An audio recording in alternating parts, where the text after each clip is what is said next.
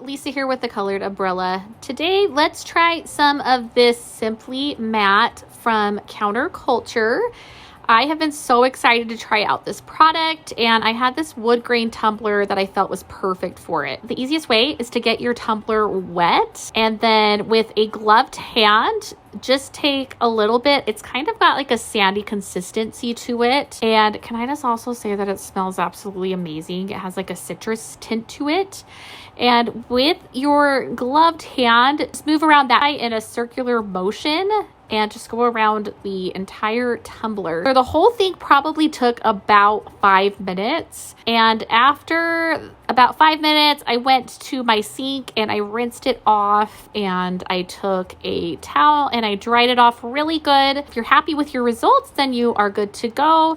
If you want it a little bit more matte, then you can go over it again with the Simply Matte. Just remember, you want to apply this after you are completely done with your tumbler. We will not be adding any more epoxy over this cup. It is completely finished. This is the last step. I absolutely love this product. I love that it does not scratch my surface at all, and that I get that pretty beautiful matte finish. And again, I love that it smells really good.